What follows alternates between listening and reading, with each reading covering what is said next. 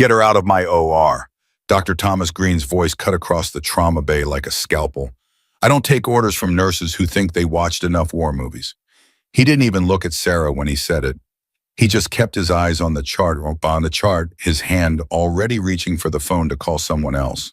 Someone with a title he respected. The entire room went still.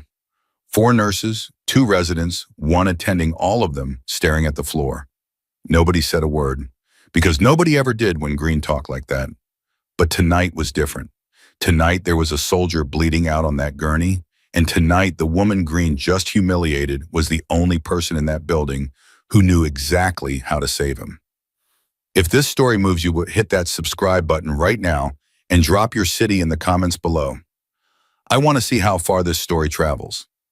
She was Angel 6, but 8 helicopters turned the ER into a war zone. Sarah Williams had learned a long time ago that the worst thing you could do in a crisis was hesitate. Not because hesitation got you killed, though it often did, but because hesitation gave fear a place to live. She had learned that in the Kunar province, in the back of a Black Hawk that smelled like diesel fuel and copper, with her hands pressed against a man's femoral artery at 2 in the morning, while tracers lit up the sky outside. She had learned it so deep in her bones that even now, 3 years removed from all of that, standing in the fluorescent hum of St. Catherine's Hospital emergency room in Chicago on a Tuesday night that smelled like floor cleaner and bad coffee, the lesson still ran her body like a current. She moved fast. She always moved fast. Not the kind of fast that looks careless. The kind that looks like someone who has already thought 6 steps ahead and is simply catching up to her own conclusions. On bed 4 had a 62-year-old man with chest tightness and a blood pressure that was climbing the wrong direction. Sarah had already pulled his chart, already clocked the irregular rhythm on the monitor, already set up the crash cart before the attending even finished reading his name. She placed the IV on the first try, squeezed his hand, once said, "You're going to be fine," and meant it in the specific way that only people who have watched others die can mean it, with a full accounting of what it cost. "Nice line," said Marcus Webb, the second-year resident working alongside her. He was 26 sharp, still learning which fights to pick. He had been watching her for the better part of 3 months and still wasn't entirely sure what to make of her. "Where did you train again?" "Here and there," Sarah said. "That's what you always say?" "Because it's always true." She moved to the next bay. A 9-year-old with a laceration above her eyebrow, crying the specific cry of a child who is more scared than hurt. Sarah sat down on the edge of the bed with being asked. She did not stand over the girl. She did not hold a clipboard between them. She looked straight at her and said, "Can I tell you a secret?" The girl sniffled. "What?" "I cried the first time I got stitches too. I was 23 years old and I cried like a baby." The girl almost laughed. "Did it hurt?" "Honestly, not that much. But I was scared, and scared is worse than hurt, isn't it?" The girl nodded, and her body unclenched by maybe 15%, and that 15% was enough for Dr. Karen Yates, the ER attending on shift, to do her work cleanly. Dr. Yates glanced at Sarah over the girl's head with a look that said thank you without saying anything. That was most nights. That was the ordinary rhythm of who Sarah was at St. Catherine's. Quiet, effective. Invisible in the way that competent people in subordinate roles are always invisible, which is to say completely. Dr. Thomas Green did not share Dr. Yates's appreciation. Green was chief of trauma surgery, 54 years old, a man who had built his reputation on a combination of genuine skill and a personality that had never been meaningfully challenged. He was the kind of doctor whose ego had calcified somewhere around his late 30s and was now simply load-bearing infrastructure. He had trained at Johns Hopkins. He mentioned this often. He had published 41 peer-reviewed papers. He mentioned this less often, but managed to make it known. He ran his OR the way certain generals run wars, by controlling all information and never asking questions that might produce an answer he did not already have. He had noticed Sarah Williams the way a man like Green notices anyone without a title, which is to say he had categorized her and moved on. Young, female nurse. Competent enough, not his department. The first time they had a real interaction, 3 weeks after she started, he had been in the middle of a consult in the hallway, and she had quietly corrected a drug interaction he was about to prescribe. He had stared at her for a long moment. "I'm sorry, are you a pharmacist?" "No, sir, I'm a nurse. But the chart shows he's already on an SSRI and the combination." "I know what the combination does," Green said. "I've been practicing medicine for 26 years. "Yes, sir." He changed the prescription anyway, didn't acknowledge her, didn't thank her, just changed it with his back already turned. That was Thomas Green's idea of concession. Sarah had gone back to her station, poured herself a terrible cup of coffee, and let it go. She was good at letting things go, another thing Kanar had given her. The night it all changed started like most nights did, with the board filling up faster than it should, and the staff running a little thin, in the particular ambient tension of a Chicago ER on a night that was too cold for people to be outside, but too stressful inside for people to go to sleep. Sarah was charting at the nurse's station at 11:47 when the radio crackled. She almost didn't catch it, but something in the frequency, something in the cadence of the voice coming through dispatch made the back of her neck go cold before her brain had even processed the words. Multiple GSW critical, Army veteran active mission extract, ETA 6 minutes. Blood pressure dropping. They're requesting a trauma bay and a surgeon on standby. Multiple gunshot wounds, active mission extract. Those 4 words landed in Sarah's chest like a key turning in a lock she had spent 3 years trying to forget existed. She was already moving before the charge nurse, Donna, had finished reading the incoming alert. "Williams," Donna called. "Trauma 1, get it ready." "Already there," Sarah said. She was. She pulled supplies with the kind of muscle memory that doesn't come from hospital training. Chest seals, hemostatic gauze, 2 large-bore IVs. She was mentally doing the math on blood type, on volume replacement, on the specific calculations that her body knew the way a pianist knows a piece she hasn't played in years. The fingers remember. The hands remember. The doors blew open at 11:53. He came in fast on a gurney pushed by 2 paramedics who both had the specific look of people who had been trying to hold something together and were now passing that responsibility to someone else. The soldier was big, maybe 6'2", broad across the chest, wearing a shredded tactical shirt that the medics had already cut away in transit. 3 entry wounds that Sarah could see. Left shoulder, right side below the ribs, and one lower, the one that worried her most low, and left near the iliac vessels.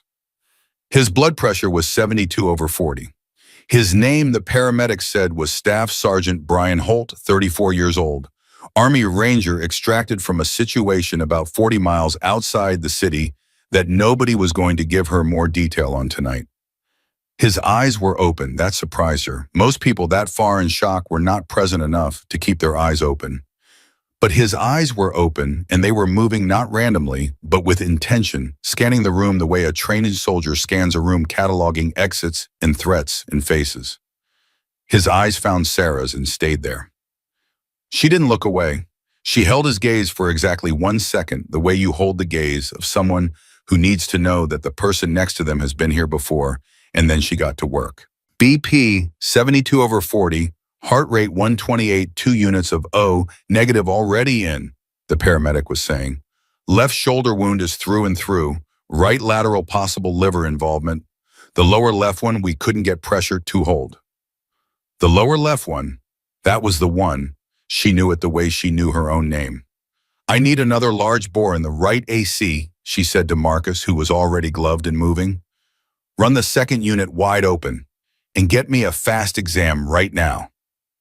"The surgeon isn't in yet," Donna said. "I know, get me the fast exam." The ultrasound wand was in her hand before Donna had finished the sentence. The image came up. Sarah looked at it for 3 seconds. Free fluid. A lot of it. The lower left wound had nicked something significant, and the bleeding was internal, and it was serious, and it was not slowing down on its own. "Where is Green?" she said. "On his way in. 5 minutes." 5 minutes. Brian Holt's blood pressure was now 68/38. 5 minutes was not 5 minutes in this room. 5 minutes was an arithmetic problem with a very specific kind of answer. And Sarah was running the numbers even as she kept her voice absolutely flat and her hands absolutely steady. Because that was the other thing she had learned in the Kunar province, that your voice was a tool just like everything else on that tray. And a calm voice does something to a room that no drug can replicate. "Sergeant Holt," she said, "can you hear me?" He made a sound, not quite a word, but directed at her. "I need you to stay with me. I know it's hard. I know everything in you wants to let go right now. Don't. You've been in worse than this, I promise you."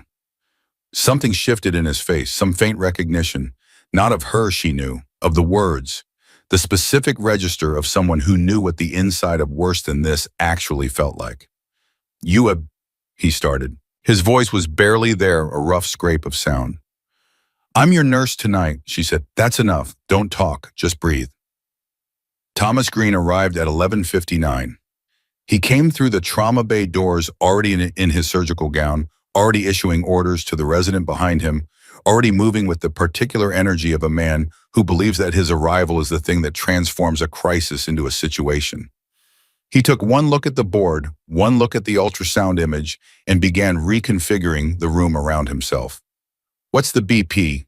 64/36, Sarah said. Green looked at her, then at the setup she had arranged. His expression was the expression of a man who notices that furniture has been moved without his permission. "Who ordered the fast?" "I did," Sarah said. "A beat. You're a nurse."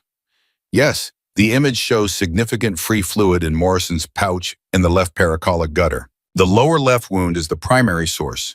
He needs the iliac vessels controlled before we lose him. Green looked at the image. He looked at Holt. He looked at the IV lines, the blood running, the chest seals already placed on the shoulder wound. He did not say that she had done good work. That was not something Thomas Green said. "I'll take it from here," he said. "Get me a second IV access and bump the OR." "He may not make the OR," Sarah said quietly. Green turned to look at her fully for the first time. "Excuse me. His pressure is 64. The moment we move him, we're going to lose what little compensatory tone he has left. If we don't control the source here—" "I don't need a lesson in hemodynamics from a floor nurse," Green said. His voice was not loud. That was the particular quality of his condescension. It never required volume. "We are not doing damage control in an ER trauma bay. That is not what this facility is equipped for, and that is not the protocol." "The protocol assumes he has time to get to the OR," Sarah said. "He doesn't." "Williams." Donna's voice was a warning. "I've done this before," Sarah said. Her voice did not change. "I know what this looks like." "You've done what before?" Green said, and there was something new in his tone now. Something almost curious, almost contemptuous. "What exactly have you done?" The monitor alarmed, heart rate 142, pressure dropping. Everyone in the room felt it.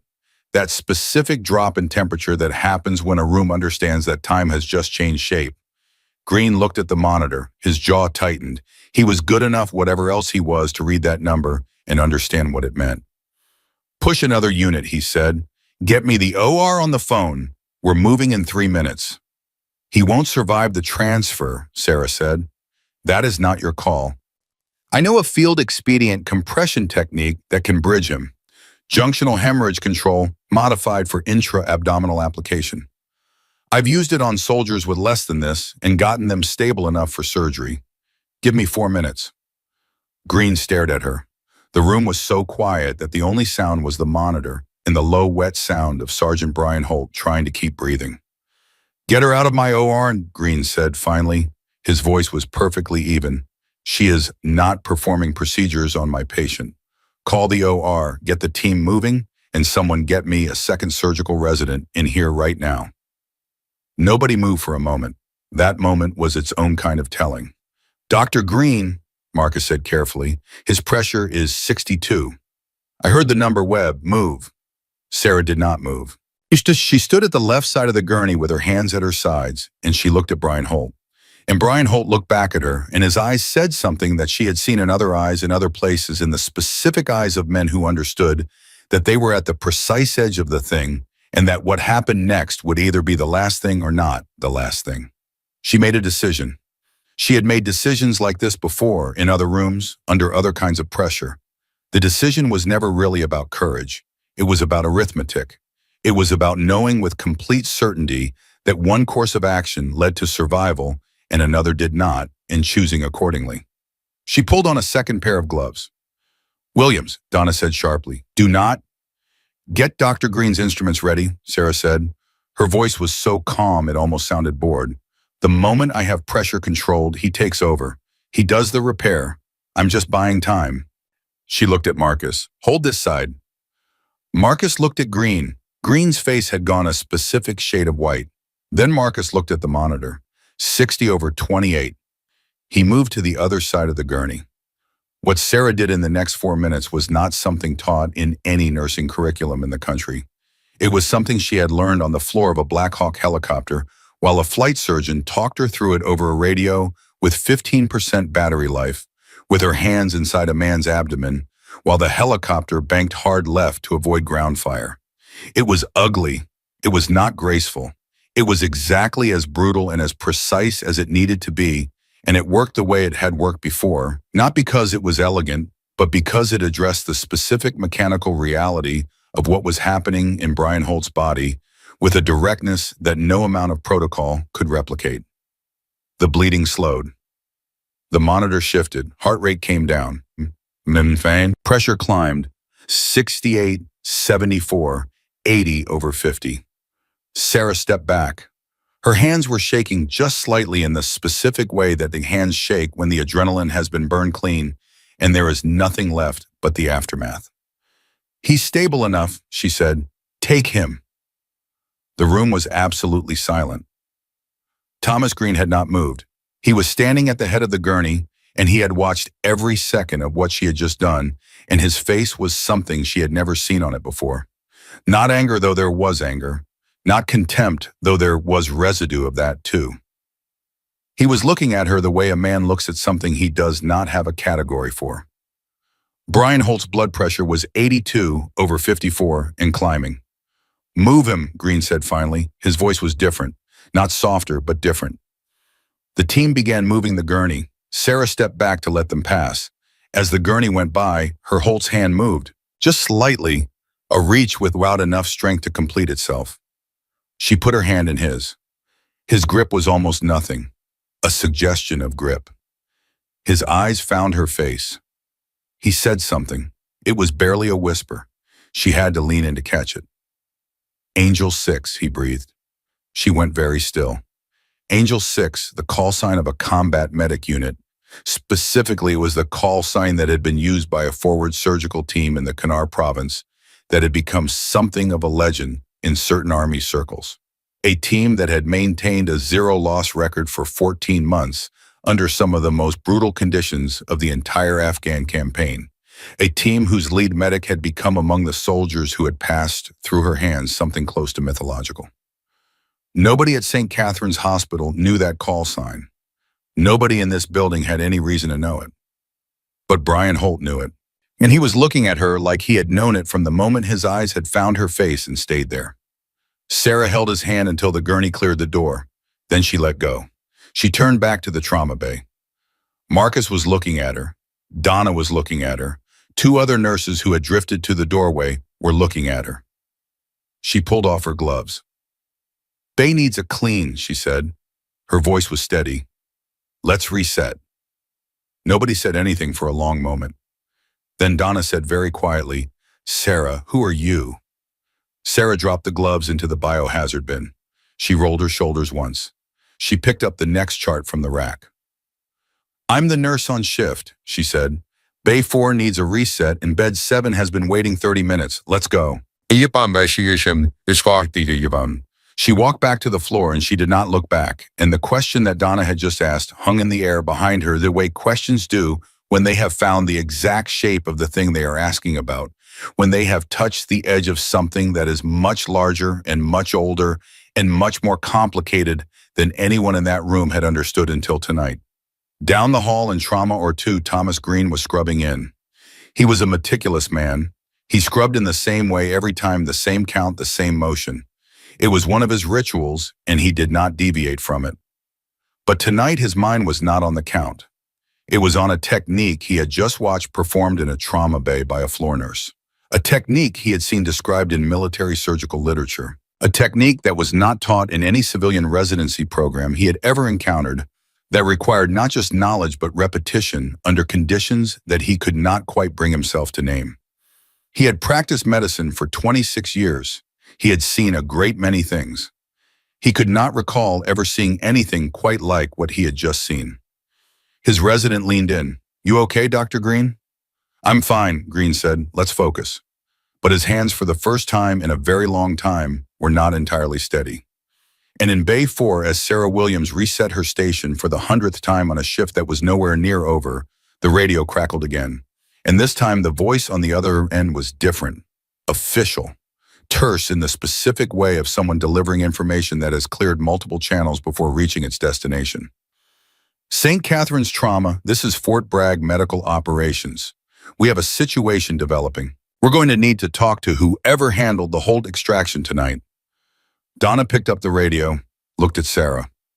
Sarah did not look up from her chart, but her pen stopped moving. And in the silence between one breath and the next, something that had been sleeping for 3 years opened one eye. Donna held the radio the way you hold something you're not sure is safe to put down. Her eyes stayed on Sarah. The voice from Fort Bragg came through again, cleaner this time, with the particular patience of someone who is used to waiting for answers, but is not used to not getting them. "St. Catherine's, please confirm. We need to speak with the attending on the Holt case. This line is secure." Donna pressed the transmit button. "This is charge nurse Donna Reyes. Dr. Green is currently in surgery with the patient. Can I take a message?" A pause. Not long, 3 seconds, maybe 4, but the kind of 3 seconds that has weight in it. "Ma'am, we're not calling about the surgeon." Donna's eyes moved back to Sarah. Sarah was still looking at her chart. Her pen was still not moving. The bay around her had the specific stillness of a held breath. "Then who are you calling about?" Donna said. "We're calling about the medic." The word landed in the room like a stone dropped into water. Medic, not nurse, not attending. Medic.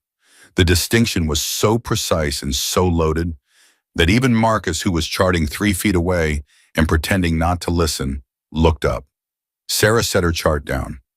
She did it slowly, the way you set something down when you know that the next thing you pick up is going to be heavier. She crossed the floor in 6 steps. She held out her hand for the radio. Donna gave it to her without a word. "This is Williams," Sarah said. Another pause, shorter this time. "Captain Williams." Not a question, a confirmation. Something moved across Sarah's face that was there and gone so fast most people would have missed it. Marcus did not miss it. Donna did not miss it. The word captain had just done something to the air in that room, and everyone who heard it felt the pressure change. "I'm a civilian," Sarah said. "I'm a nurse at St. Catherine's. You have the wrong..." "Ma'am." The voice was respectful, but it had a spine in it.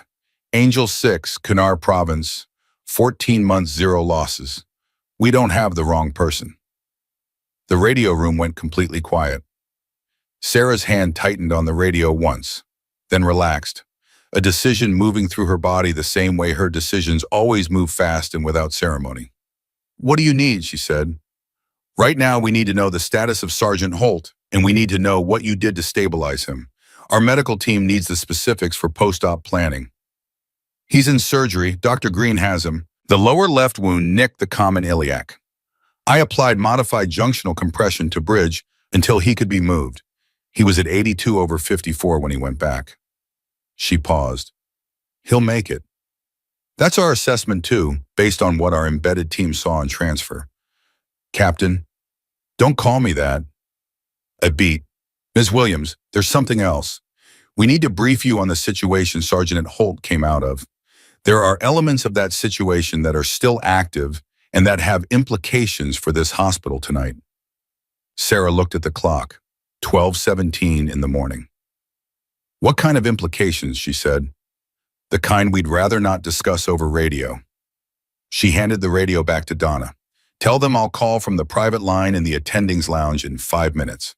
She looked at Donna's face. Donna had a very specific expression on her face, the expression of someone who has been working beside a person for months and has just discovered that person is an entirely different shape than they thought. "I know," Sarah said quietly. "We'll talk later." Will we? Donna said.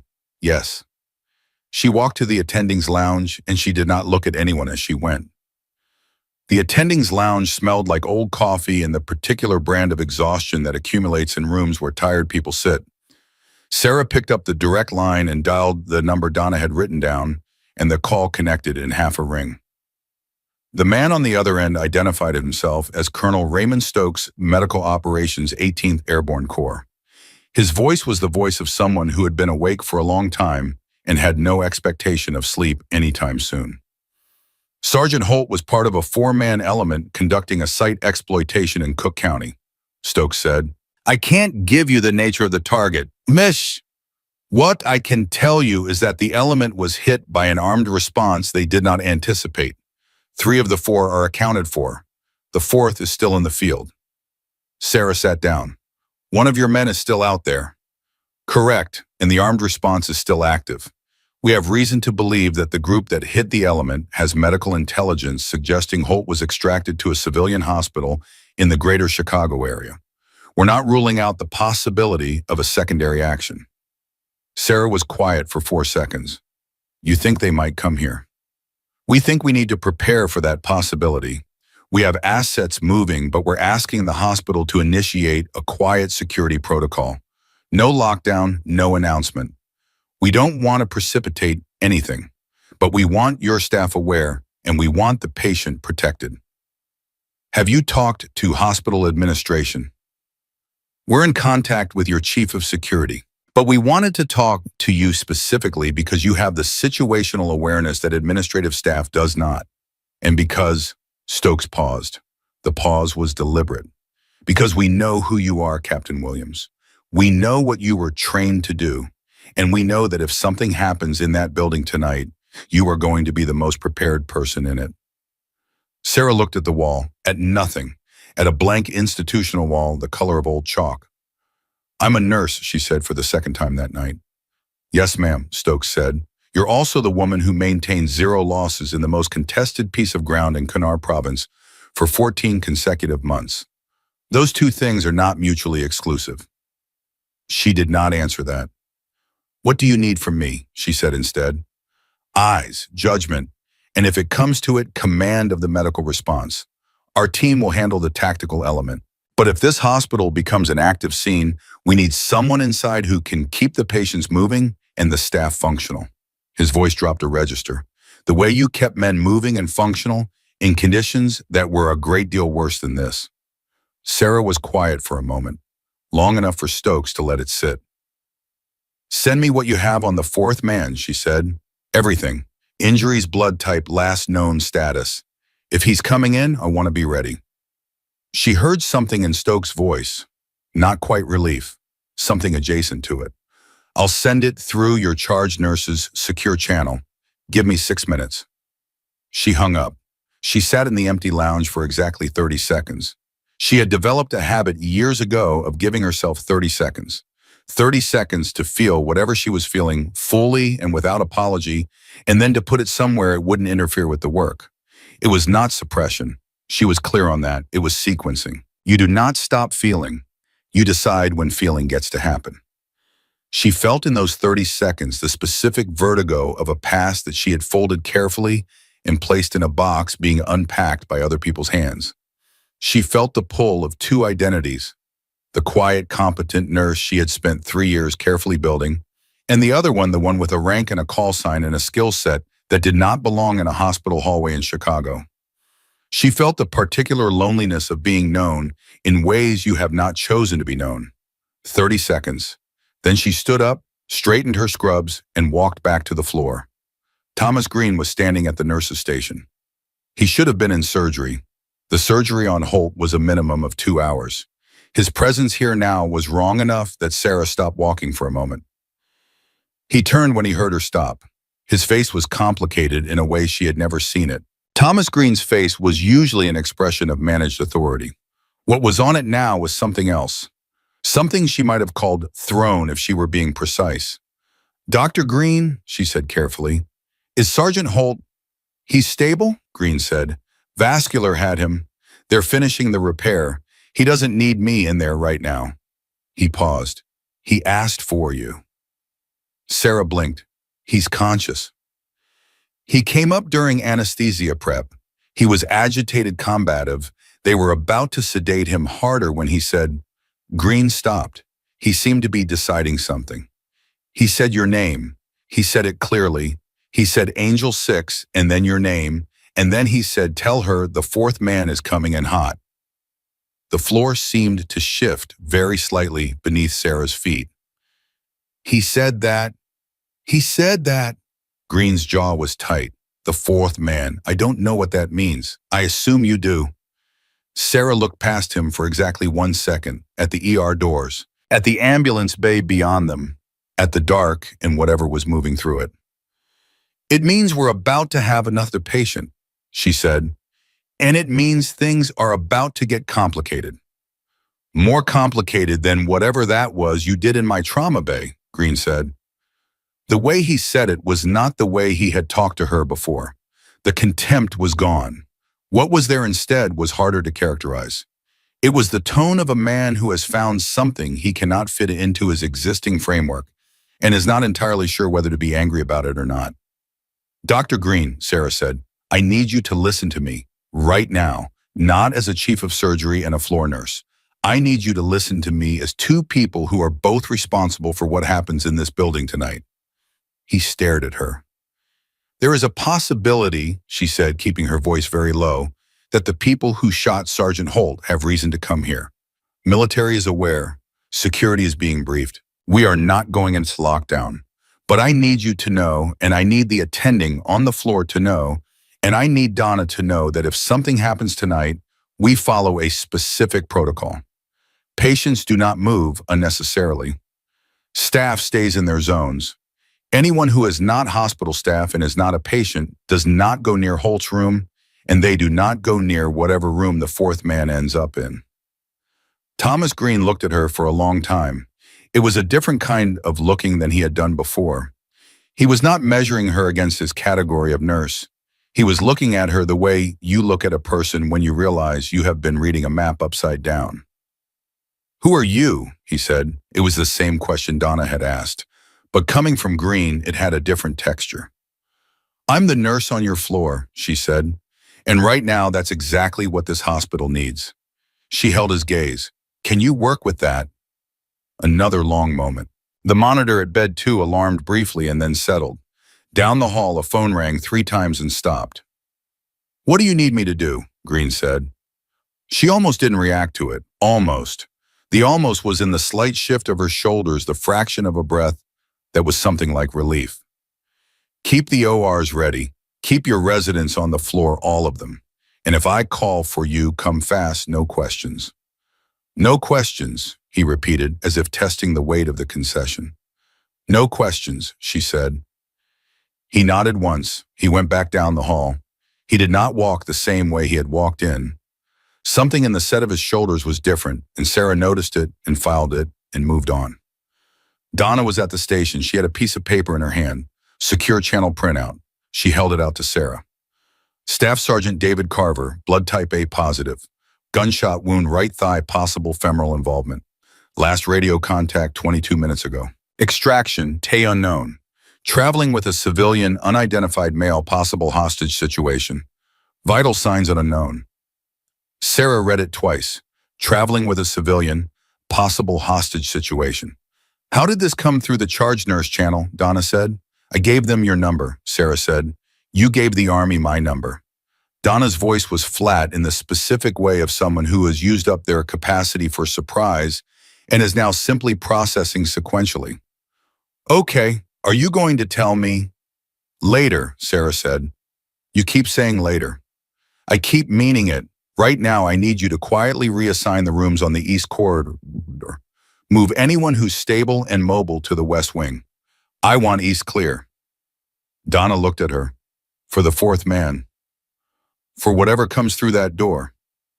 Donna picked up the phone. She did not argue. She did not ask Sarah what her rank was, or what her history was, or what a combat medic call sign from Afghanistan had to do with a Tuesday night in Chicago. She had been a charge nurse for 16 years, and she had a finely calibrated instinct for the specific quality of certainty that a person either has or does not have and Sarah Williams had it in a quantity that Donna had never encountered in a colleague. She started making calls. Marcus appeared at Sarah's elbow with the particular magnetism of a young doctor who senses that the most important thing happening in the building is happening near this person and who has decided consciously or not to stay close. "What can I do?" he said. Sarah looked at him.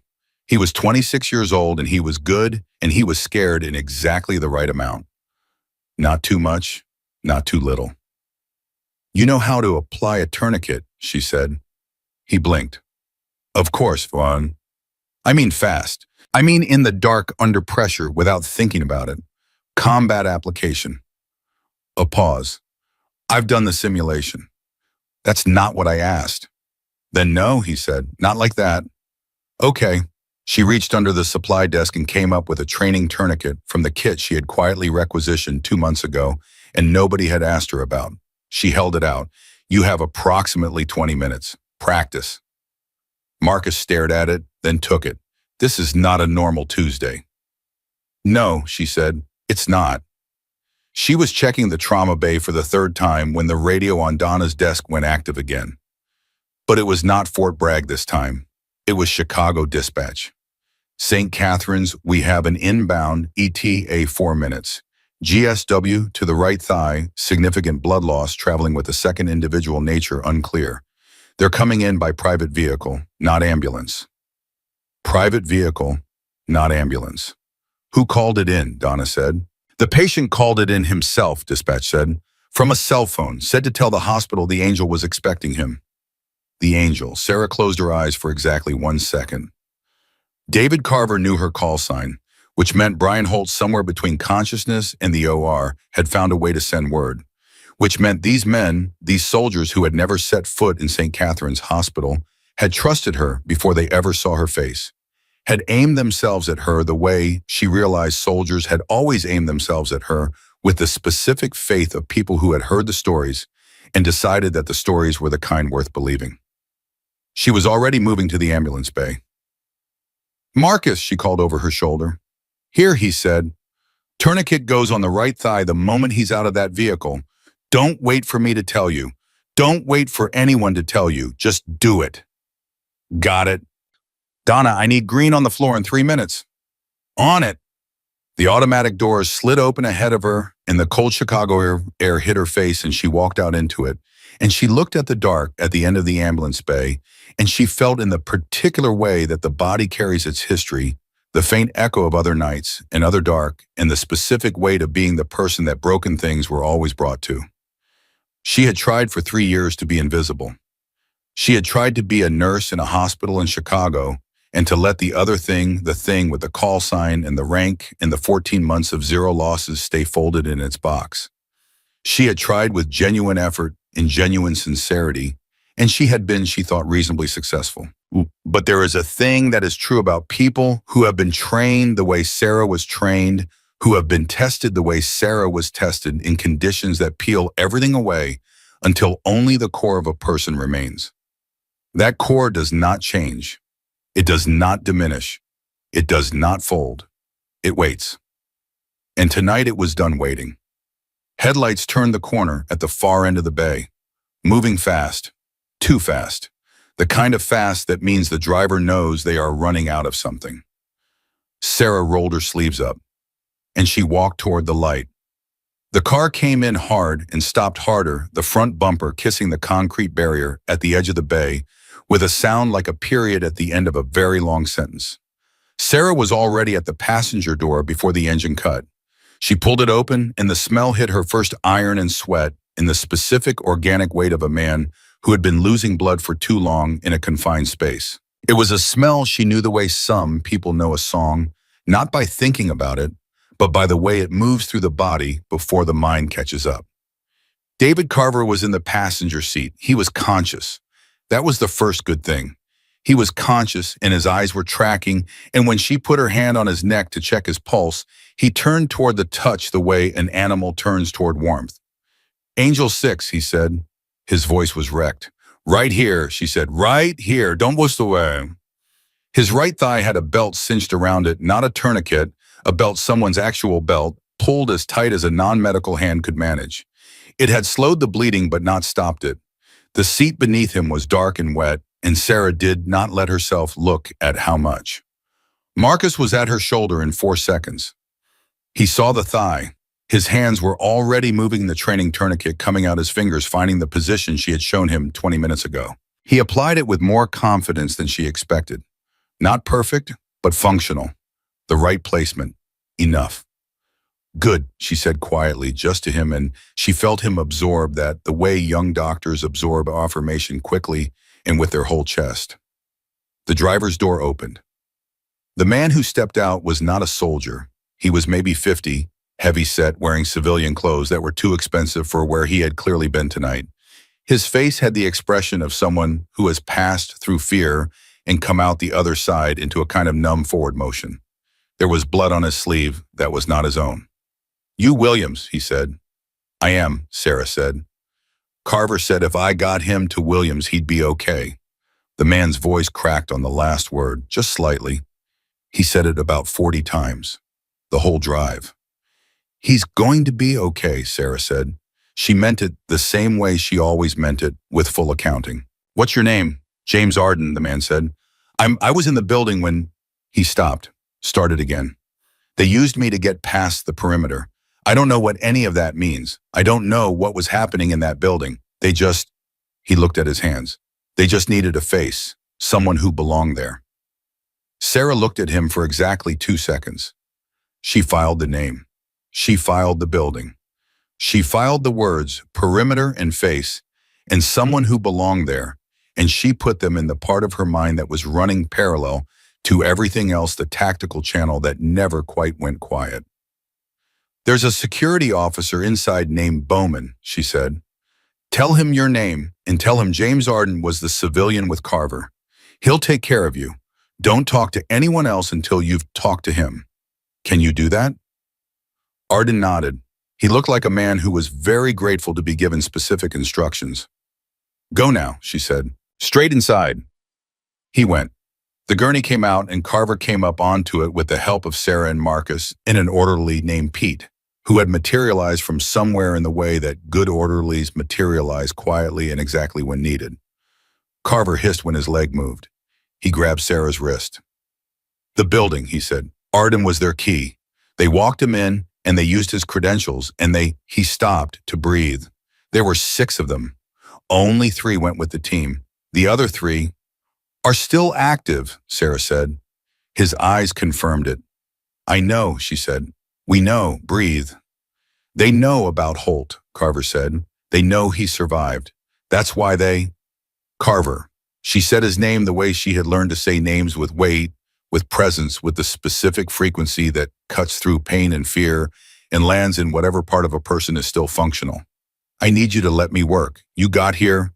You did your part. Let me do mine." His grip on her wrist loosened. They moved him inside. Green was at the trauma bay entrance when they came through. He had his surgical gloves on, and his face had reorganized itself into something Sarah had not seen on it before, a focused, stripped-down readiness that suited him better than the authority he usually wore. He looked at the thigh, looked at Marcus's tourniquet. Placement, looked at the fast probe that Sarah was already reaching for. "Talk to me," he said, not to the room, to her.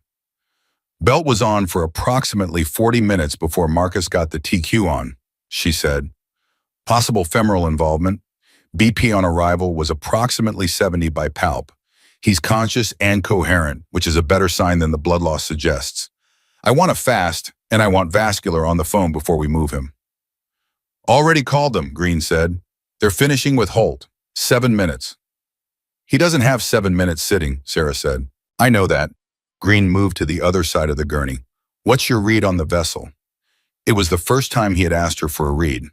Not in 3 months of working in the same building, and not ever before tonight. He said it the same way he said things to his residents, direct and without decoration, and the absence of the layer of condescension that had always been there before was itself a kind of statement. "Partial," she said. "If it were a full transection, he'd already be gone. The belt slowed it enough, but partial means it can complete at any moment. So we stabilize here." "We stabilize here," she agreed.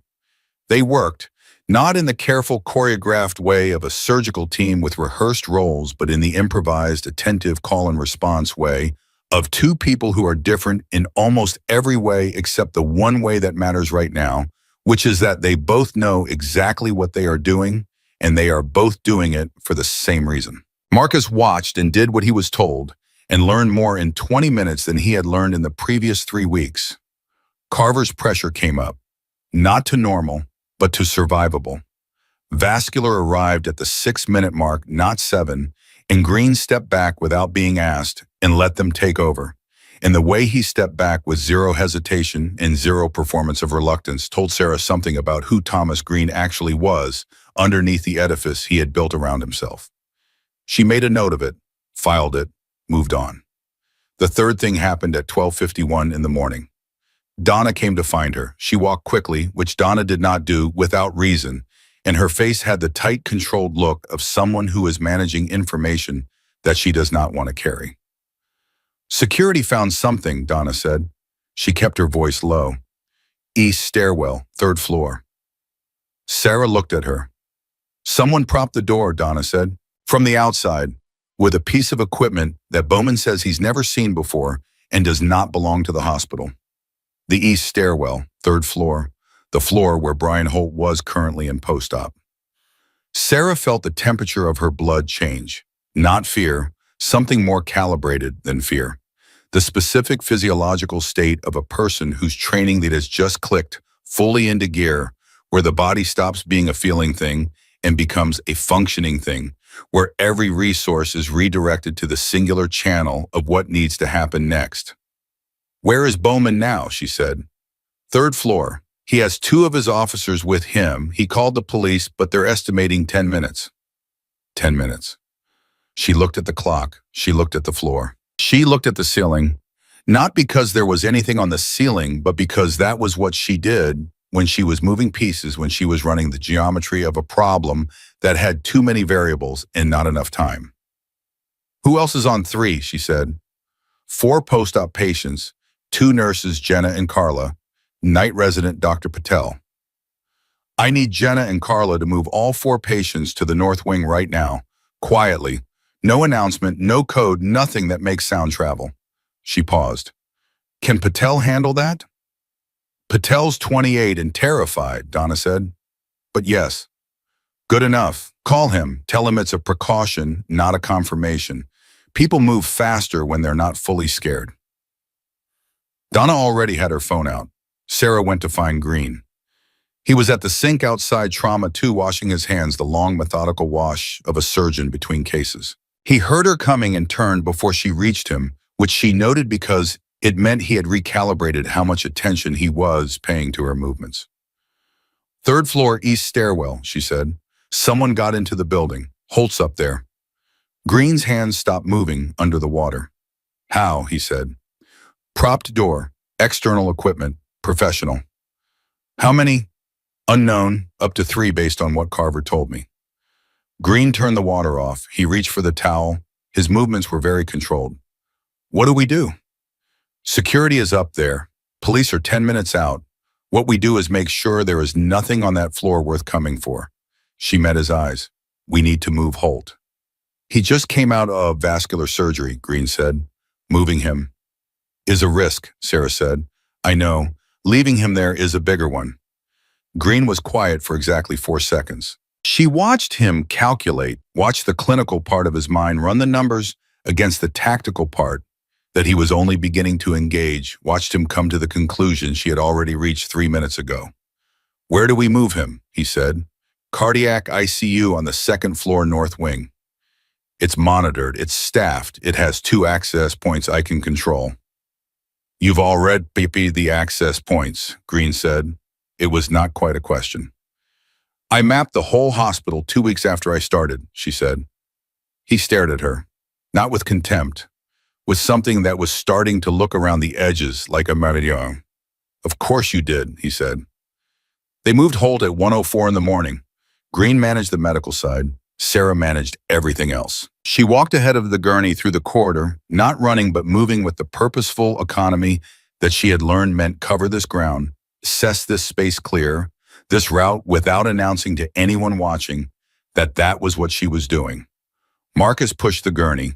An ICU nurse named Renata, who had been briefed in 8 words by Donna and had responded with a single nod, held the IV lines. Holt was sedated but not deeply. His vitals were stable. He was alive because of the work done in Trauma Bay 1 in the hour before midnight, and the work done by vascular surgery in the 2 hours after that, and he did not know he was being moved, and he did not know that people had come into the building for him, and Sarah intended to keep it that way. They had him in the cardiac ICU by 1:12. Sarah stood at the door and looked back down the corridor and felt the particular silence of a space that is holding its breath. Then her radio crackled. Bowman's voice, strained in the way of a man who is describing something while simultaneously managing it. Williams East stairwell is clear. Repeat, East stairwell is clear.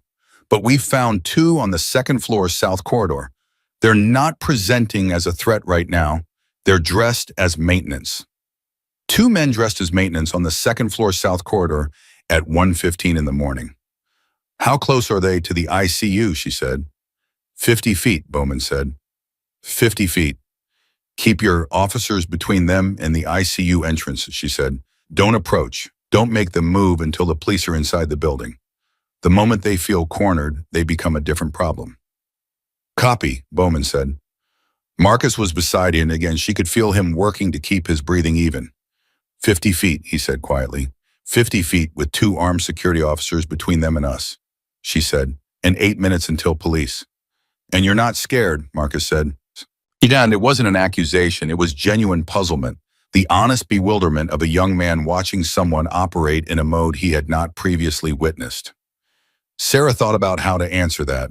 She thought about whether a real answer was useful right now. She decided it was because Marcus was going to be a doctor for 40 years, and the things he learned tonight about how to function in this specific kind of pressure were going to matter for all 40 of them. I'm scared, she said. I've been scared since the radio call from Fort Bragg. The difference is that scared stopped being a reason to stop moving a long time ago. Marcus absorbed that. Renata appeared in the ICU doorway. Holt settled, pressures holding. Good, Sarah said. Stay with him. Do not open that door for anyone who isn't me, Dr. Green, or a uniformed police officer with a badge number you've verified. Anyone else you call me directly. Renata nodded. She was not scared in the paralyzing way. She was scared in the functional way. Sarah recognized the difference. 6 minutes now, maybe 5. Then Bowman's radio went wrong. It didn't go silent. It went to static, and a sound underneath the static that was not clean, that had a struggle in it, and then it went to a voice that was not Bowman's. Nurse Williams. The voice was accented, European, she thought, Eastern, male. Calm in the wrong way, the way that people are calm when calmness is a weapon. We know you moved him. We're not here for the soldier. We want Arden. James Arden, the civilian from the car, the face that had been used to breach the perimeter. Sarah's mind recalibrated in the span of one breath. Not a rescue mission, not a termination. Arden was the target. Whatever he had seen in that building, whatever he knew or carried or could testify to, he was the reason 3 trained men had entered a hospital in the middle of the night. Holt was incidental. Holt was a thread that could be followed back to Arden. She keyed the radio. Arden is in police custody, she said, even flat, unreadable. He left the building 40 minutes ago. A pause, 3 seconds, 4. We don't believe you, the voice said. I'm a nurse, she said. I don't have a reason to lie to you. Everyone has a reason, the voice said. She thought of Stokes. She thought of the name he had used, Captain Williams. She thought of 14 months and 0 losses and what it had cost to maintain that record and the specific weight of every single person whose name she still carried. She thought of James Arden sitting somewhere in this building, not in police custody, because the police were still 4 minutes away, sitting somewhere being guarded by a security officer whose radio was now playing static. What do you want? She said.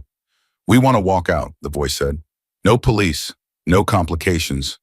We walk out and no one gets hurt. I can't promise you no police, they're already coming. Then slow them down. I'm a nurse, she said again. I don't have that kind of... You have every kind, the voice said. We know who you are, Angel 6. We've known since Holt was extracted. We know what you did in Kunar. We know what you can do. Another pause. So don't insult us. The corridor went very still. Marcus had gone pale, not the white of shock, but the gray of someone processing information on the fly and not liking where the processing was landing. Green appeared at the far end of the corridor, walking fast. He had heard something on the overhead, some change in the quality of the silence, and he had come toward it the way that people come toward things when they have decided to stop calculating the cost. He reached Sarah. He looked at the radio. He looked at her face. Tell me, he said. She told him. 15 seconds, everything relevant. He listened with his whole body the way surgeons listen when they are receiving information during a case without interruption, without reordering the incoming data to fit a pre-existing frame. When she finished, he said, Where is Arden right now? Family lounge, she said. Ground floor, east wing. Bowman's officer was with him. Was, Green said. He had caught the tense. Yes. Green looked down the corridor, back at her. Something was moving behind his eyes, behind all of that cultivated, armored, Hopkins-trained authority, something that she recognized because she had seen it before in other places in the specific faces of people who are deciding in real time what kind of person they are going to be when it costs something. I know where the East Wing Lounge is, he said. I've been in that room 1,000 times. I know every exit, every storage closet, every point where that room connects to the rest of the building. He paused. And they don't know my face. They know yours. Sarah looked at him. I can get to Arden, Green said. Move him before they do. You stay on the radio. You keep them talking. You keep reminding everyone, very good at managing difficult situations. She held his gaze for a long moment. Thomas Green, who had told her to get out of his OR. Thomas Green, who had spent 3 months looking through her. Thomas Green, who was now standing in a hospital corridor at 1:20 in the morning, offering to walk into an uncertain situation alone on her call because he had decided she was worth following. You don't have to do this, she said. No, go, he agreed. But I'm going to. She almost said something. She came close enough to something that the something had a shape. She let it go. Don't run, she said instead. Walking pace. Don't check behind you. If you see anyone who isn't staff, you're going to the vending machine, and you have no idea what's happening. You're a tired surgeon at the end of a long night. I'm a tired surgeon at the end of a long night, Green said. Good, she said. Use it. He walked away, not fast, not slow. The walk of a man who has been walking these corridors for a decade and owns every inch of them. Sarah watched him go, then she put the radio to her mouth. I'm still here, she said. Tell me what you need. The voice came back. And outside at the far edge of the ambulance bay, the first police car turned the corner. No sirens, no lights, moving quiet and steady through the dark. 3 minutes. She just needed 3 minutes. She had held positions for longer than 3 minutes in places with considerably less cover. She straightened her back. She breathed. She keyed the radio and she began to talk, and her voice did not waver, and her hands did not shake, and she was in every way that mattered exactly where she had always been. At the front of the thing, between the danger and the people who needed protecting. The way she had always been.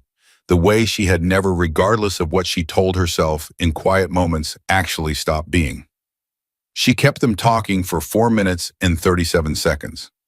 She knew the exact count because she was running it in the back of her mind, the way she had always run time in the field, not on a clock, but in her body, in the space between heartbeats, the way a person learns to measure duration, when duration is the difference between outcome A and outcome B. The voice on the radio was patient. That was what made it dangerous. Impatient people make mistakes and telegraph their intentions and burn through their own resources. Patient people wait for the seams in a situation and then they press. This man was pressing slowly and deliberately, and Sarah was managing him the way you manage a difficult negotiation in a place where the other party has more leverage than they should by talking slightly more than necessary and saying slightly less than she appeared to be saying, and making certain that every word she used cost him just a little more time than the last. We can resolve this in a way that works for both of us, she said. But I need you to understand that what you're asking me to do with the police isn't in my power. I am a nurse. I work in an emergency room. I have no authority over law enforcement response. You have more authority than you're presenting, the voice said. Pick up your phone. Call whoever you spoke to from Fort Bragg. Tell them to hold the perimeter. If I do that, she said, keeping her voice measured and reasonable, I need something from you. I need to know that the people in this building are not at risk. I need that from you directly. A pause. She heard something in the background. Movement, low voices. More than one person communicating, which meant they were regrouping, which meant they were not yet committed to a hard action. She needed Green to have Arden. She needed that to have happened already. Her phone buzzed in her pocket. She could not look at it, not while she was on the radio. She felt the buzz and filed it and kept talking. The patients in this building are not soldiers, she said into the radio. They're not intelligence assets. They're a 62-year-old man with a cardiac arrhythmia and a 9-year-old girl with a laceration above her eyebrow and a retired school teacher on the 3rd floor recovering from a hip replacement. These people have nothing to do with what happened tonight. We know that, the voice said. Then hear me when I say that whatever you came here for, the path you're on right now ends badly. Not because of the police outside, and not because of the army, and not because of anything I can do. It ends badly because you are inside a hospital, and hospitals have a way of not going the way people plan. Silence. 6 seconds of it. She felt her phone buzz again. And then a different voice came over the radio. Not the European voice, an American voice. Bowman's voice, but different from before. Lower, more controlled. Williams, this is Bowman. East Wing is clear. Repeat, East Wing is clear. The package is with Dr. Green. They are in the building and they are safe. She exhaled through her nose. One breath, she did not let it reach her voice. I heard that, the European voice said. The patience had changed. It was still there, but it had a different texture now, tighter. Something beneath it that was calculating a new geometry. Then you know the situation has changed, Sarah said. It has, the man said. Yes, another pause. Longer. We're done here. She did not trust that. She had been in enough situations to know that we're done here meant something different depending on who said it. From a cornered person, it could mean surrender. From a professional, it often meant transition, a shift from one plan to an alternative that had been prepared in advance. I need you to stay where you are, she said. The police are inside the building. This ends cleanest if you're exactly where you are when they reach you. No response. The radio went to static. Sarah moved. She was already on her phone before she cleared the ICU corridor. Bowman picked up on the first ring. They've gone quiet, she said. Where are your officers? 2 in the north stairwell, 1 with me in the east wing with Dr. Green and Arden. I've got PD inside the building now. 4 officers, they're sweeping South Corridor, 2nd floor. The 2 men on South Corridor, 2nd floor were dressed as maintenance, she said. They may be moving now. They may be trying to reach a secondary exit. What's on the south side of the building at ground level? Loading dock, Bowman said immediately. Receives laundry and pharmaceutical delivery. Has a door coded for staff. It connects to the service corridor on the ground floor. Service corridor, ground floor. It ran, she knew, directly past radiology and the pharmacy and came out 40 feet from the ambulance bay, which was where her people were, which was where Carver had been processed, which was where the chaos of the last 90 minutes had concentrated everyone's attention. Get PD to the loading dock, she said. Now, don't radio it, call it, I don't want them hearing it. She heard Bowman on another line immediately. She turned the corner and nearly ran into Marcus. He had been following her. She realized she had known this without consciously tracking it, that some part of her awareness had registered his footsteps behind her for the last 3 minutes and had not flagged it as a problem because Marcus Webb, following her through a hospital at 1 a.m, was at this point one of the least complicated elements of the situation. What do you need? He said. She looked at him. His face was controlled, but his eyes were bright with the specific alertness of someone who has stopped trying to make sense of what is happening and has committed simply to moving with it. It was a good face to see in a difficult moment. She filed that too. The patients on this floor, she said, I need you to do a round, every room, not a full assessment, just presence. You walk in, you make eye contact, you say something steady, and you leave. If anyone is agitated or confused or trying to get out of bed, you stay with them. If you see anyone in this corridor who is not hospital staff, you call me, not Bowman, me, directly. Got it, Marcus said. He started moving. Marcus, she said. He stopped. You're doing well, she said. I mean that. He held that for a moment, nodded once, moved. She took the stairwell to the ground floor. She went fast in the stairwell, the way she moved when there was no one to manage, taking the stairs two at a time, with the economical speed of someone who has run through a great deal worse than a hospital stairwell in the dark. Her mind was running two channels simultaneously. The tactical channel, which was tracking positions and access points, and the likely movement of men who were trying to leave a building quietly. And the medical channel, which was still running on the cases behind her, on Holt's pressure and Carver's thigh, in the 62-year-old in bed 4, whose arrhythmia had been trending in a direction she did not entirely like before all of this started. She came out on the ground floor, and the first thing she heard was raised voices from the south corridor. Not screaming, not violence. The specific raised voice quality of a confrontation that has not yet become physical, but is one decision away from it. She walked toward it because that was what she did. She walked toward the sound of the thing that needed to be resolved. There were two uniformed Chicago PD officers standing at the entrance to the service corridor. Facing them were two men in gray maintenance coveralls whose body language had the particular compressed quality of people who have been caught in an intermediate state, not quite committed to flight, but no longer able to maintain the fiction of belonging. And one of the officers saw Sarah coming. "Ma'am, you need to step back." "I'm the charge medical coordinator," she said. It was not a title that existed in any official hospital hierarchy, but it sounded like one that did, and she said it with the tone of someone who expected the room to reorganize around it. "These men were reported near a restricted patient area. I need to confirm whether they have legitimate work orders." The officer blinked. The move had done what she needed it to do, which was introduce a 2-second hesitation into the situation, a moment where everyone recalibrated. She looked directly at the two men in the coveralls. She had looked at a great many people in her life under conditions of significant pressure. She had developed through that accumulation of looking a precise read on the specific quality of a person's stillness. These men were trained, not at the level of Holt and Carver, not Army Rangers, but trained. They had the stillness of men who had been taught to control their faces and their breathing, and who were currently doing both. The one on the left had his weight slightly forward.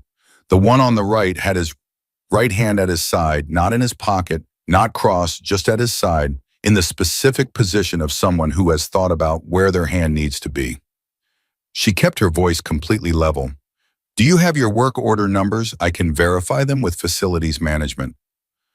The one on the left said nothing. The one on the right said, "We need to go." "I understand," she said. "I just need the work order number. It's a 30-second confirmation." The officer beside her had recalibrated. He had caught something in the exchange that his training recognized, even if his brain hadn't fully labeled it. He moved slightly, a repositioning. His partner did the same. The man on the right looked at Sarah. He looked at her for a long moment with the kind of look that is an assessment and an acknowledgement at the same time. He recognized what she was doing. She could see that he recognized it. "We're not going to hurt anyone," he said, quietly, directly to her. That was never the purpose. "I believe you," she said, and she meant it, or at least she meant that she believed he believed it. "Then let's end this without anyone getting hurt." He looked at his partner. Something passed between them, the silent language of two people who have worked together long enough to communicate in something that isn't words. The one on the left put both hands up, slowly, palms forward. The one on the right did the same.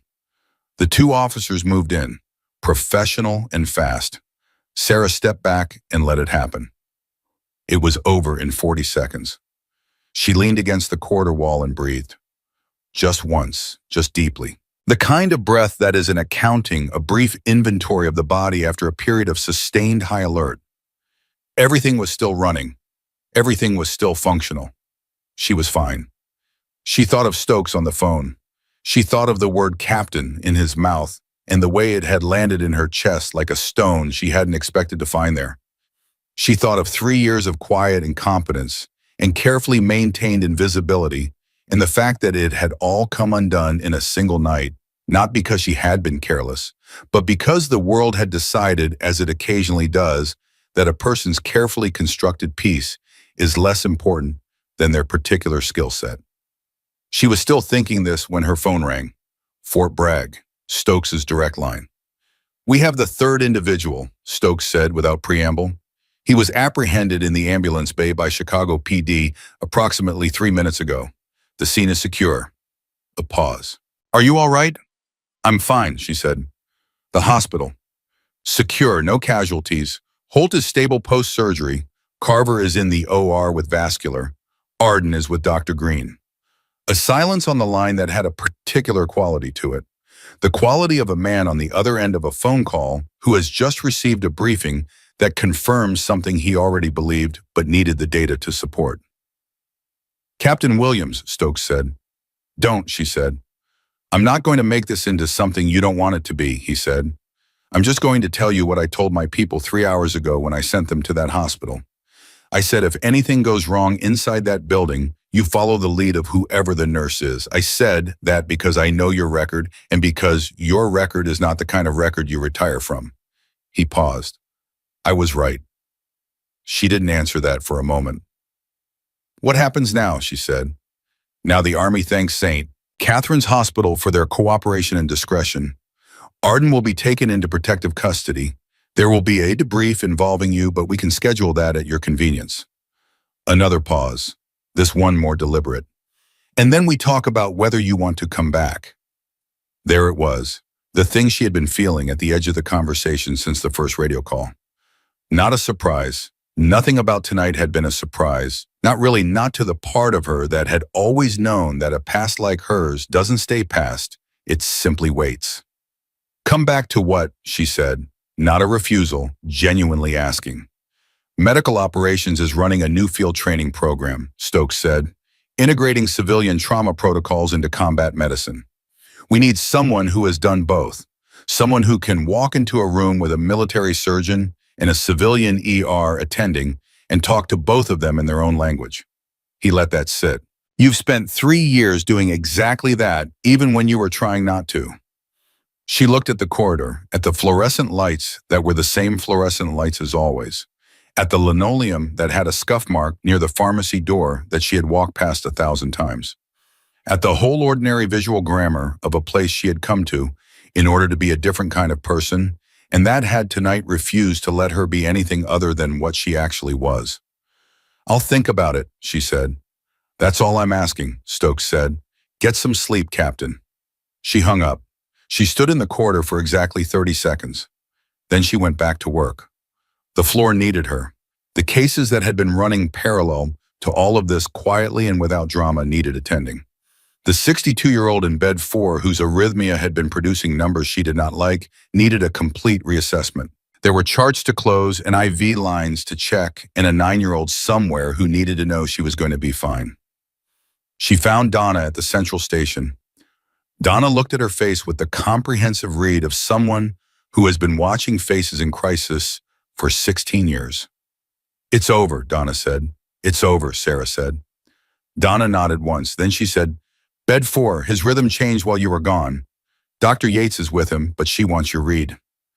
And just like that, the night reasserted itself. The ordinary, essential grinding necessity of the work. Not the tactical kind, not the kind that requires a call sign and a rank and the specific knowledge of how to keep a man alive when everything around him is trying to kill him. The other kind.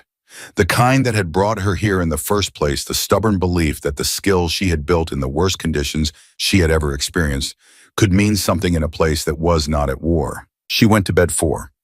Dr. Karen Yates looked up when she came in. She had the rhythm strip in her hand and she held it out without preamble. And Sarah took it and looked at it, and the two of them stood together over a 62-year-old man named Gerald Hoffman, who was awake and frightened and trying very hard not to show it. "Third-degree block," Sarah said. "That's what I read," Yates confirmed. "I want cardiology, but they're 20 minutes out." He needs transcutaneous pacing, Sarah said. We can't wait 20 minutes. I know, Yates had said. Sarah looked at Gerald. He was watching her with the particular watchfulness of a person who knows they are being discussed and is trying to read the verdict in the faces doing the discussing. Gerald, she said. She sat on the edge of his bed. She did not stand over him. She looked at him directly the way she always looked at patients, like they were the most important thing in the room. Your heart is having trouble keeping its own rhythm right now. We're going to help it with a small electrical pulse. It sounds more dramatic than it is. It's going to feel uncomfortable, but not for long. Gerald looked at her. His eyes were dark and tired and honest. Am I going to die? Not tonight, she said. He believed her. She could see him decide to believe her the specific moment when a frightened person finds something in another person's certainty to hold on to. Okay, he said. Okay, I trust you. She set up the pacing. Yates managed the sedation. They worked together in the quiet way of two people who have developed a language of proximity and timing, and Gerald Huffman's heart coaxed and assisted and held from outside found its rhythm again at 2:18 in the morning. Green appeared in the doorway while they were finishing. He had Arden behind him. 3 police officers behind Arden. He looked at the rhythm strip. He looked at Sarah's hands. He looked at Yates, who looked back at him with the even-tempered, unimpressed gaze of a woman who had been doing excellent work in this hospital for 11 years without Green noticing. Patient stable, Green said. Patient stable? Sarah confirmed. Green looked at her for a moment. This was becoming a kind of language between them, these moments of looking. A dialogue conducted in pauses. She understood, still integrating tonight, still reassembling his understanding of the building he worked in and the people he worked alongside and himself in some specific way in relation to all of it. Arden needs to be formally handed over to the federal officers outside, Green said. I told him he should have you present when that happens. He agreed. Sarah looked at Arden. He looked the way he had looked in the ambulance bay, as if he had passed through something and had not yet fully arrived on the other side. But he was standing up straight and his eyes were clear, and when he looked at her, there was something in his expression that was distinct and direct. Dr. Green stayed with me the entire time, Arden said. He didn't have to do that. No, Sarah agreed. She looked at Green. He didn't. Green's expression shifted. Not much. Around the edges of it. Something that was not quite comfortable with being acknowledged, but was not entirely rejecting it either. Let's get you to the federal officers, Sarah said to Arden, and then let's get you a cup of coffee because you look like you need one. Arden almost laughed. It was the kind of almost laugh that a person produces when they are too tired and too shaken for the full version, but the impulse is genuine. They walked him out, Sarah on one side, Green without being asked on the other. The federal officers were in the lobby. 2 of them plainclothes the particular brand of nondescript professional that meant training and patience and a great deal of institutional weight. They produced identification. They spoke to Arden with the careful courtesy of people who understood that the man in front of them had been through something. They were good at their T's, Sarah noted it. While the formal transfer was happening, Green moved to stand beside Sarah. They stood together in the lobby of St. Catherine's Hospital at 2:26 in the morning. The overhead lights were doing their usual indifferent work. Somewhere beyond the ER doors, a monitor was alarming briefly and then not. The floor was doing what the floor always did. You should have told me, Green said. She looked at him. Told you what? Who you were, what you'd done. He paused. I would have... He stopped. He seemed to be deciding whether to finish the sentence.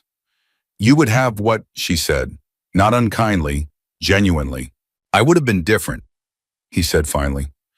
It was not a complete account, and they both knew it, but it was an honest one. Maybe, she said, but then you wouldn't have had to choose to be different tonight. And you did choose it. She looked at him. That matters more than what you would have been. He was quiet for a long moment. I was wrong about you, he said. You were wrong about what my title meant, she said. That's a more specific mistake. It's the same mistake, he said. She thought about that. She let him be right about it because he was reassured about it. Yes, she said, it is. He nodded. He looked at his hands, the surgeon's hands, the hands that had gone to work on Brian Holt because, A floor nurse had bought him the time to do it. The technique you used in the trauma bay, the junctional compression, I want you to teach it to my residents. She looked at him. All of them, he said, a full session. I'll clear the time. He met her eyes. You'll have the room. Something moved through her that was warm and complicated and not entirely expected. Not gratitude, something quieter. The specific feeling of being seen not as a category and not as a call sign and not as a rank, but as a person who knows a thing worth knowing, standing in a room full of people who are ready to learn it. I'll clear the time too, she said. He almost smiled, not quite, but close enough to count. The federal officers completed the transfer. They walked Arden out. He looked back once before he went through the doors, and the look was for both of them, and it was the look of a man who understands he is alive because of something that cannot be entirely explained and is not going to try mine. The lobby was quiet. Green straightened his coat. I need to check on Holt, he said. His pressure was holding at 110/70 last check, Sarah said. I know, Green said. I want to check anyway. Good instinct, she said. He walked toward the elevator, then stopped. Without turning around, he said, Williams. Yeah, for what it's worth. A pause. Best nurse I've ever worked with. He kept walking. Sarah stood in the lobby. She let that sit in the air for a moment. She let it mean what it meant. She did not minimize it, and she did not make it larger than it was. She just let it be true the way true things deserve to be let. Then her radio crackled. Donna's voice. Sarah, I see you too. Holt's awake. He's asking for you. She looked at the elevator Green had just stepped into. She thought about the call from Stokes, about the word captain in other people's mouths, about 14 months and 0 losses in a box that she had spent 3 years keeping closed. She started walking toward the ICU. At the end of the corridor, the lights were the same lights they had always been, and the floor was the same floor, and the hospital was the same hospital. But something in it had shifted, not dramatically, not in a way that would show up on any record or any chart, but in the specific internal way that things shift when a truth that has been living in one person's body finally finds its way into the room. She pushed open the ICU door. She walked in. Brian Holt was awake, his color better than it had any right to be, his eyes tracking immediately to her face, with the recognition of a man who had aimed himself at her twice tonight and trusted the aim both times. Angel 6, he said. Go to sleep, Sergeant, she said.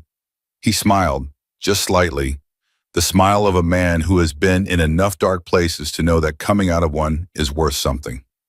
She pulled the chair beside his bed. She sat down. She did not go anywhere.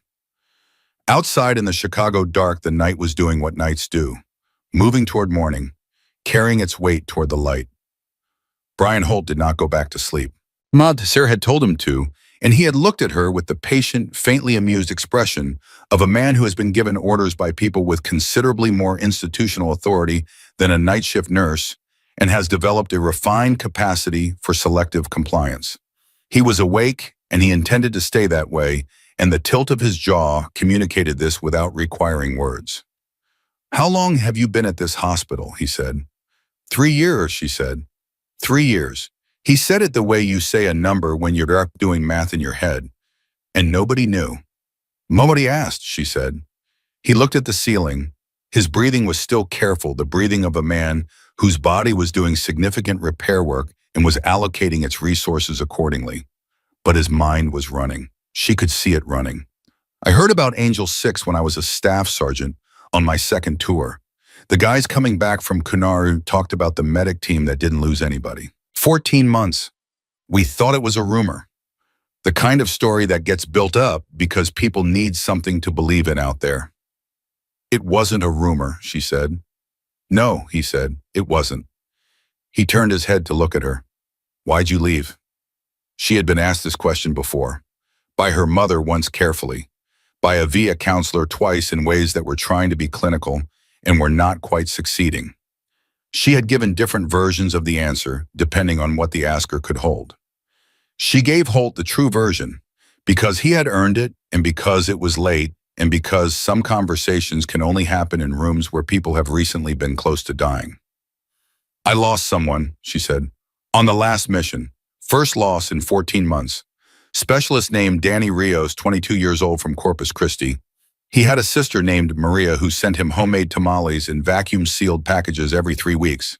She paused. He died because I made the right call, the statistically correct call, the call that any reasonable medical officer would have made with the information available. Another pause, and he still died. Holt was quiet. The record held technically, she said. Command counted it differently, but I knew, and knowing changed the way I looked at the work. When every decision starts to feel like it's one mistake away from the worst thing you can do, you become cautious. And caution in that environment is its own kind of danger. She looked at her hands. So I came home. I became a nurse. I tried to do the same work in a place where the margins were wider. Are they, Holt said. Wider? She thought about tonight, about 72/40, and a fast image with free fluid and 4 minutes and 37 seconds of talking into a radio while Green walked through a corridor alone. Not as wide as I thought, she said. Holt made a sound that was almost a laugh and then stopped because laughing pulled at something in his chest that was not ready to be pulled at. He settled. His eyes came back to her face. Angel 6, he said quietly. Not as a call sign this time, as something closer to a name. You saved my life twice tonight, once in the trauma bay and once when you moved me before they got to the floor. You saved your own life, she said. You got to a hospital. You told them who to ask for. I told them because Carver described you to me in the field. Before we were hit, he'd heard the name from guys who'd been through Kunar.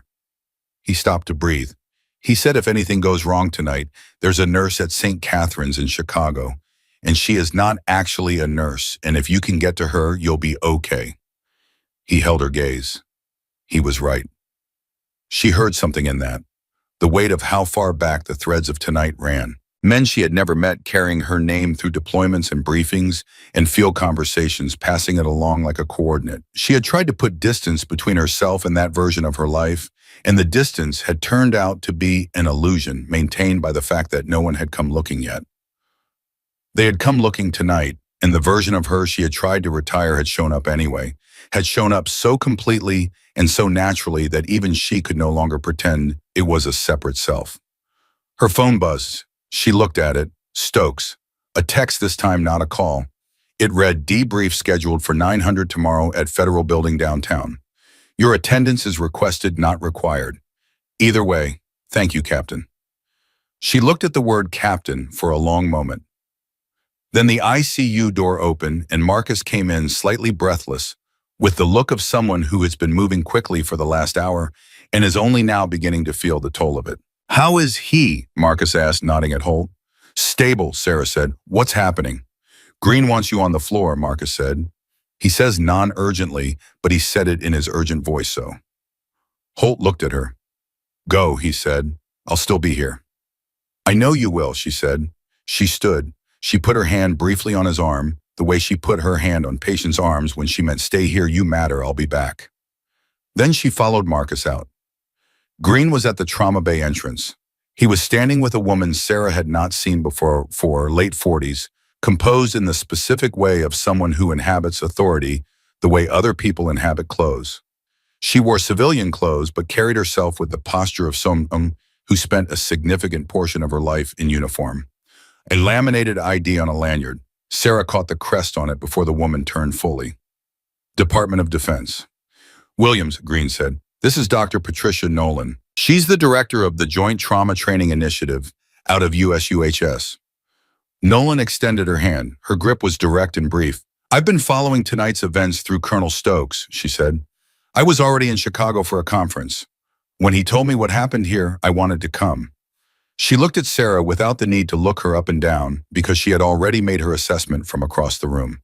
I've been working for 2 years to build a program that does what you did tonight, what you did in Bay 1 with Holt, what you did on that radio, the intersection of military medicine and civilian trauma protocol. It's a gap that gets people killed, and we haven't been able to close it because we can't find people who actually live on both sides of it. Sarah said nothing. She recognized a pitch being made, and she let it be made without interrupting it. We want to offer you a position, Nolan said. Hybrid role. You consult on the curriculum development. You'd run field training sessions for both military medics and civilian trauma teams. You'd have rank reinstated. You'd also maintain your nursing credentials if you chose to continue patient care. She paused. The work you did tonight is exactly the work the program is designed to produce. We'd like you to help us produce it at scale. Donna had appeared at the edge of the station. She was making no pretense of not listening. Green was watching Sarah's face with the focused attention of a man who has spent the last 4 hours reconfiguring his understanding of a colleague and is now waiting to see what she does with a fork in the road. Marcus had gone completely still in the background. Sarah looked at all of them, briefly.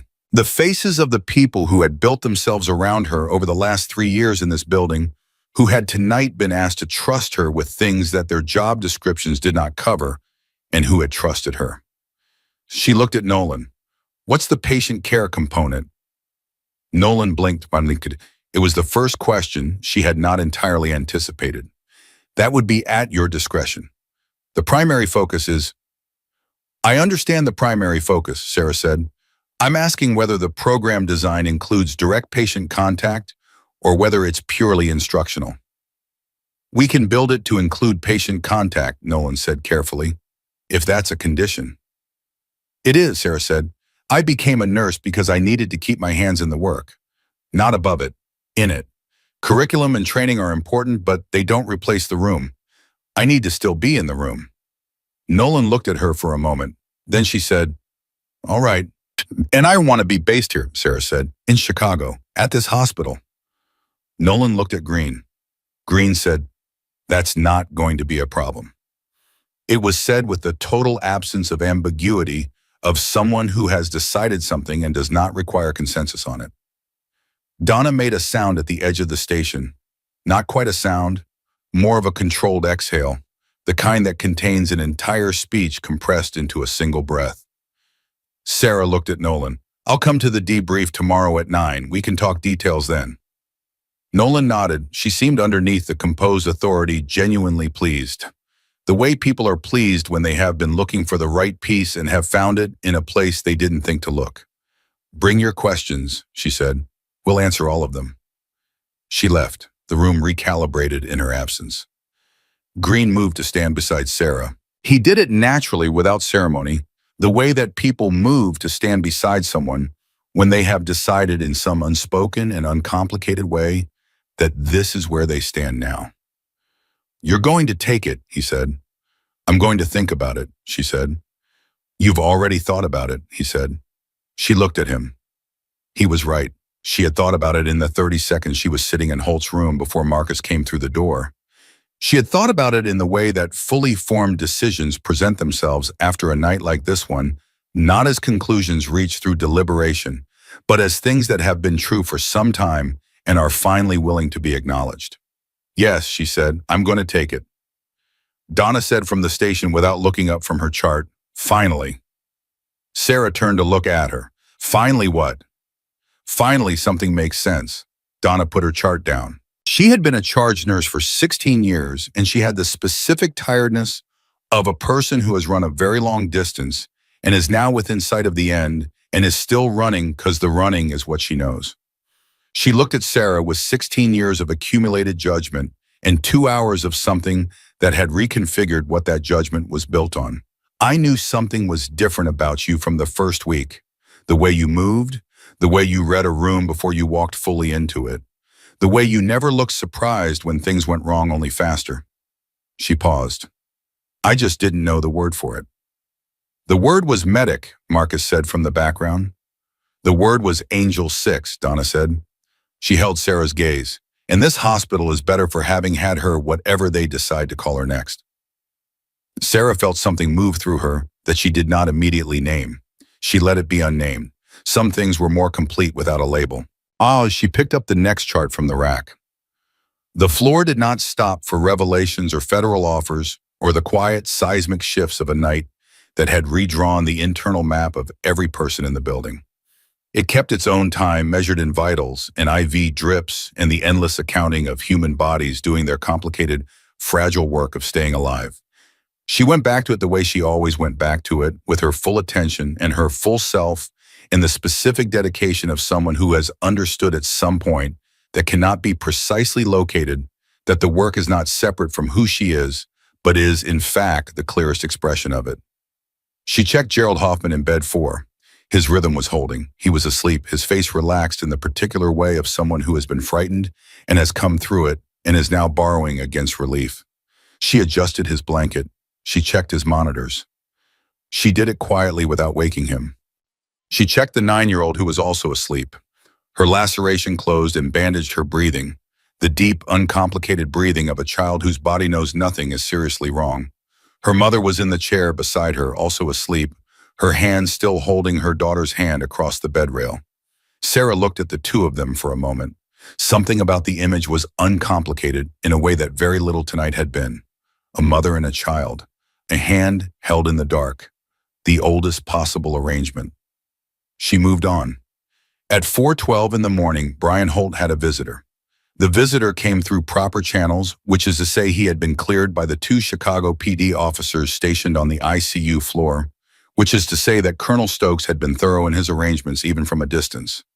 The visitor was a general, 2 stars. His name was William Carver, and he was David Carver's father, which Sarah did not know, until he stopped at the ICU door and asked for her by name. She came to the door. General Carver was 61 years old, and he had the face of a man who has made hard decisions for decades and has not been made smaller by them. He looked at Sarah with direct, uncomplicated recognition, the recognition of someone who has been given extensive information and is now confirming it against the reality of the person standing in front of him. "You saved my son," he said. "Your son saved himself," she said. "He made the call. He drove to the right place." "He drove to you," Carver said. "That's the same thing." He was quiet for a moment. "I know who you were, Captain. I know the Kunar record. I know what it cost to build it, and I know what it cost to walk away from it." He paused. "I also know that the Army has been looking for a way to bring that experience back into the institution in a form that doesn't ask you to go back to what you came from. Nolan's program is that form." He looked at her steadily. "I'm on the oversight board. I've been pushing for it for 2 years. I want you to know that." Sarah held his gaze. "Is that why you're telling me?" "I'm telling you because you deserve to know that the people asking you to come back understand what they're asking." His voice was even, not performative. "And because my son is alive, and Brian Holt is alive, and a hospital full of civilians went through something tonight without a single casualty, and that is not luck. That is a person doing what they were built to do in conditions that would have broken most people." He paused. "I wanted to say that to your face." She did not deflect it. She let it land, full. Without the reflex of minimization that had been for 3 years, her default response to being seen. "Thank you," she said. He nodded. He went to see his son. She went back to the floor. Just before 5 in the morning, the shift began its quiet handover preparations. The going-home nurses and the coming-on nurses moved around each other in the practiced exchange of information and responsibility that is the specific ritual of a hospital staff change. Charts passed hands. Verbal reports happened in lowered voices. The building breathed differently in the transition hour, neither fully night nor fully morning, holding both. Green was still there. He had no reason to still be there. His surgical cases were closed, his post-ops were stable, his residents were capable. He was there because he was not ready to leave, and he was honest enough with himself tonight to act on that without manufacturing a clinical justification. He found Sarah at the station. "You should go home," he said. "So should you," she said. He almost smiled again. She was beginning to learn the geography of his almost smiles. "I want to ask you something," he said. "Okay." "The technique, the junctional compression modification." He paused. "Who taught you that?" "A flight surgeon named Eckhart," she said. "William Eckhart. He walked me through it over a radio with a dying battery while I had my hands inside a man in the back of a Black Hawk." She paused. "He developed it himself, never published it. Said the peer review process moved too slow for what was needed." "He was right," Green said. "The peer review process does move too slow." He was quiet for a moment. I want to write it up, properly, with your input. If Eckhart's work has been applied successfully in field conditions and now in a civilian trauma bay, that's a case study worth publishing. She looked at him, Thomas Green, who had published 41 peer-reviewed papers. Thomas Green, who had trained at Johns Hopkins. Thomas Green, who had told her to get out of his OR less than 5 hours ago and was now standing beside her at a nurse's station in the approaching dawn, asking to co-author her field experience. I'll want Eckhart credited, she said. Of course, he said. It's his technique. And I'll want the case study to include the civilian application specifically, not just the field context. The point is that it transfers. That's the entire point, Green said, as if it had always been obvious. She gave him a look. He received it without flinching. I know, he said quietly. I know I missed it. I'm not going to spend the rest of my career apologizing for it, but I'm not going to pretend it didn't happen either. He looked at the floor briefly. The residents I have right now are good. They're going to be excellent if they're trained correctly. What you can teach them, he stopped. What you can teach them, I can't. And I've spent my career not saying that about anyone. The honesty of that was such a complete departure from the man she had met 3 months ago that for a moment she felt the specific cognitive dissonance of two incompatible images occupying the same space. Then she let it resolve. People were not their worst moments. She knew this. She had applied it to patients for 3 years, and she could apply it here. Send me the draft outline when you have it, she said. I'll review. He nodded. He picked up his coat. He walked toward the exit. At the door, he stopped. Williams, he said. Yeah. You should wear your rank. He said it simply without decoration, not for the Army, for the people in this building who need to know what they're working with. He pushed through the door and was gone into the gray early morning before she could answer. She stood at the station. The fluorescent lights did their indifferent work above her. The monitor in bed 4 gave its steady rhythmic read of a heart that was beating correctly and intended to keep doing so. The floor was quiet in the way that floors are quiet just before a new shift takes them over and they fill back up with the specific noise of need. Donna appeared beside her. She had her bag on her shoulder. End of shift. What did Green say? Donna said. He told me to wear my rank, Sarah said. Donna was quiet for a moment. Are you going to... Sarah thought about that question. She thought about a box that had been sitting in her apartment for 3 years with a set of insignia in it, in a folded uniform, and a commendation letter she had read twice and put away. She thought about Danny Rios from Corpus Christi and the sister who sent tamales and the call she had made that was right and the outcome that wasn't. She thought about the specific weight of a past that does not stay past. She thought about Brian Holt's eyes finding her face in the chaos of the trauma bay and staying there. About David Carver aiming himself at her through the dark because someone had told him that if he could get to Williams, he would be okay. About Donna's voice on the radio. About Marcus with his hands learning the tourniquet placement with 20 minutes to go. About Green walking down a corridor alone in the dark on her call. She thought about all of the people who had needed her to be exactly who she was tonight and had found that she was, and what that meant about the 3 years she had spent trying to be something quieter. Yes, she said. Donna nodded. She put her hand briefly on Sarah's shoulder, the warm and unambiguous touch of someone who means it, and then she walked to the exit. The morning shift began to filter in. Voices, movement, the building restarting itself. Sarah Williams stood at the nurse's station of St. Catherine's Hospital, as the Chicago dawn came up gray and cold and entirely indifferent to everything that had happened in the night just past. And she felt for the first time in 3 years the specific weight of herself in full.